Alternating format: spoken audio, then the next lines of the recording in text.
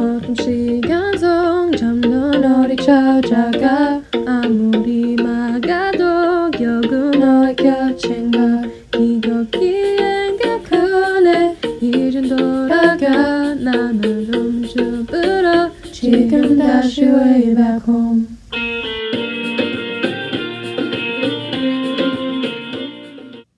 Hello, I'm Christina Brading, and I have been nominated to do a 30-day self-improvement challenge. And the topic of self-improvement I decided to focus on was decluttering my mind, and specifically this book by Mary Connor, because it tells you about so many different ways to declutter your mind by eliminating social media, going on a diet, exercise, literally cleaning your house, meditation, getting rid of toxic relationships, and so much more. My goals for this challenge is to basically live a more stress-free life and declutter my mind. How I plan to achieve this goal is taking each thing 1 week at a time, starting with week 1, keeping track of everything I do, and then going on to physical, mental, and emotional clutter each week. The challenge! Also, one more positive thing about this book is that it actually has worksheets at the back of the book to help you keep track of all your decluttering. Let's get on with the challenge. I started off this challenge by actually beginning in the back of the book. Within Chapter 9, Mary Connor discusses how creating routines and daily habits can lead to a stress-free environment. But in order for me to create a daily routine, I needed to see what I do on a weekly basis to organize my new schedule. In Chapter 9, page 158, she says once you have a week's worth of charting, you should be able to sit back and look at all the activities that you are taking part in that are inactive ways to de-stress. This does not mean that you have to eliminate all of the inactive ways that you do for de-stressing. We all love to watch TV. However, you only need to cut back on those times that are creating more of the problem. After the week passed, I looked back at my chart to see that I spent more than 40 hours each on sleep, work, and Netflix. It makes sense just because of a spring break, but it doesn't give me an excuse to give myself a healthier life. Quite often during my time alone at night, I hit my super crazy hours. I act super weird and dramatized, not traumatized, dramatized for everything I do. For example,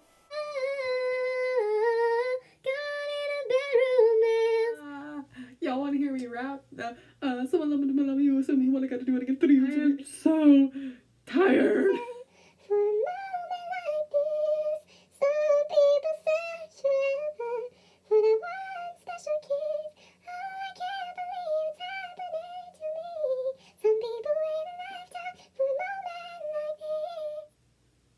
Should I do like one of those cool transitions like yee. Black and yellow, black and yellow, black and yellow. You know what it is.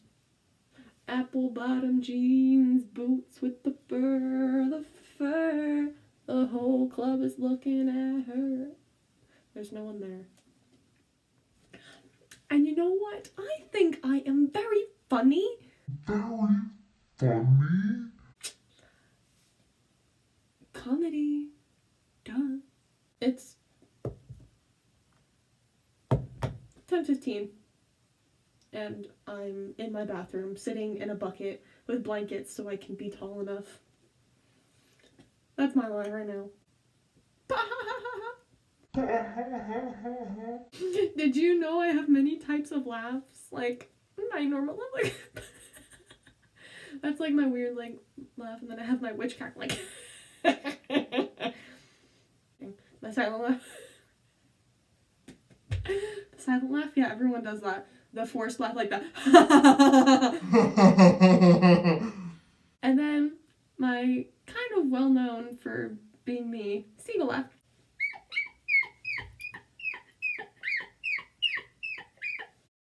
after this week, I realized the reason why I'm so stressed is because of laziness and occupying my time with either work or Netflix. With summer coming up, I will be going on a few trips and moving out of my dad's. So I want to be less stressed when these times come and looking my best, especially at the Florida beach. Like everything around me is frozen. Starting off the distressing process with physical clutter. Since my parents are divorced, I do have 2 rooms I need to declutter. Over the first 4 days, I spent time on getting rid of unnecessary items or items that haven't been used in over a year. In Chapter 7, page 138, Connor says examine the clutter in your home and ask yourself how you feel inside about it. And that's exactly what I did. I looked at my rooms and examined what I needed to get rid of, which was basically a load of clothes. So I asked my friends and family first if they wanted anything before donating, just to see if they wanted it before I was gone forever. Dun dun dun. With moving out soon, it will free up space in my new place, my mom's, and give me less stuff to move over from my dad's. Also, I decided to declutter my phone as well, since my storage capacity was almost full. In Chapter 3, Connor says on page 47, cleaning your mind is a similar process as cleaning up your phone. Cleaning your phone means that you are clearing out the old to allow room for the new. With my trips coming up, I needed space for more photos and videos that I would record. I also remembered I had a flash drive designated just for photos and videos that I got as a gift years ago, called a Wit Stick. And guess what? I cleaned up almost 20 gigabytes of storage. Even though most of my stress is mental, the physical does help with the future stress to come and lessen the severity of it. I feel lighter, even if it is just the slightest.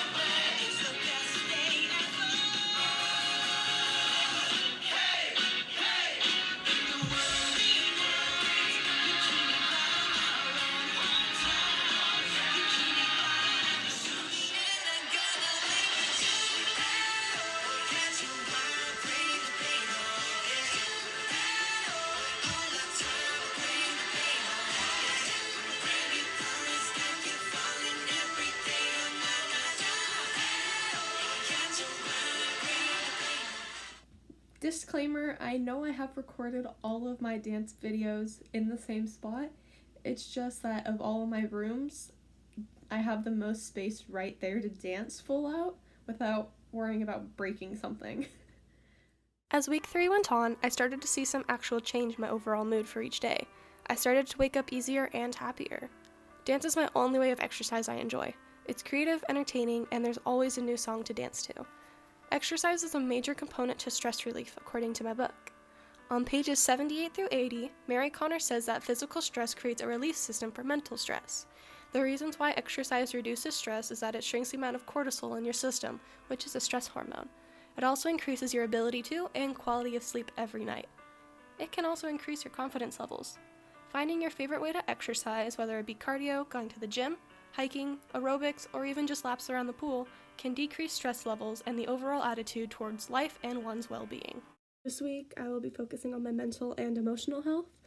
This could not have come at any better time just because I am trying to fight a cold right now, and relaxing and finding easy ways to declutter my mind and de-stress is very important to help fight this sickness and just stress and overall. I'm going to start off these next few days by not wearing any makeup, just because makeup can be a stressor on having to look a specific way, and by wearing too much makeup, it can actually get into the pores of your skin and cause a bunch of oil and acne to come through. And so right now I am not wearing anything. This is my bare natural face. And you can see I do have some acne spots right here. She's a little pretty one, and right here. But Cupcakes!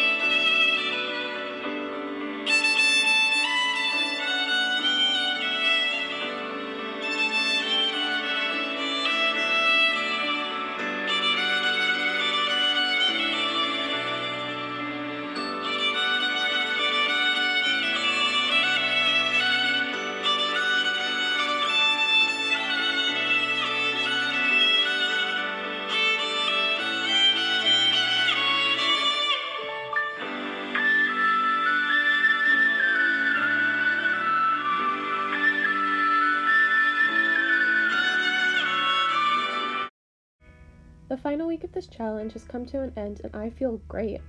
Doing activities that are mindless and relaxing, like meditation, it forces your body to calm down and recollect.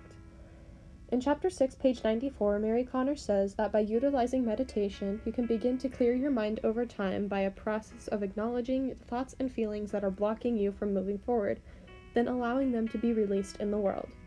I started the week with coloring and Netflix, which was fun, and then I went on to a spa day and musical instruments. I ended off with meditation, but then I almost fell asleep. Oh well. A few days ago, I went shopping with a friend, and we realized we had the same way of distressing. The quote is, "Stressful day? Shop it away." And that's exactly what I did. Taking this time to focus on mindless things helped with my mental health and overall stress-free experience. it's crazy to think that this entire journey is already over. I would highly recommend this. This book showed me so much. It's just crazy of how I only did half of it because there's so many topics to go over. I did half and I feel amazing. There are 4 questions I need to be answering for reflection-wise. The first one is, did I achieve my desired outcome? Absolutely. I feel even better than what I wanted. Those breaks really re-energized my well-being. The second one is to discuss my interpretation of my journey, and honestly, it could have been better. I didn't have to have so many mental breakdowns in the middle of it, but that's what led me to having those breaks and time to myself to literally declutter my mind. The third question is, what are some successes and difficulties I had throughout this journey? My successes, I'm changed. I have changed a little bit. I am more happier. I feel better when I wake up. I don't feel groggy and I don't feel like I'm always depressed. I feel happier. I feel honestly stress-free. What I learned from this study, which is question 4, is I learned to find what is best for me to learn how to de-stress. I always have to be doing something. I always have to be doing some sort of motion, even if it's just talking to someone or even just like playing games. I always have to be fidgeting somehow. It's okay. Shopping, absolutely recommend. Stressful day, shop it away. I am so glad to have gone through this journey, and I hope all of you guys go out and try a 30-day challenge. Do some self-improvement, and trust me, you will feel great. Thanks for watching, and I'll see you in my next video. Bye!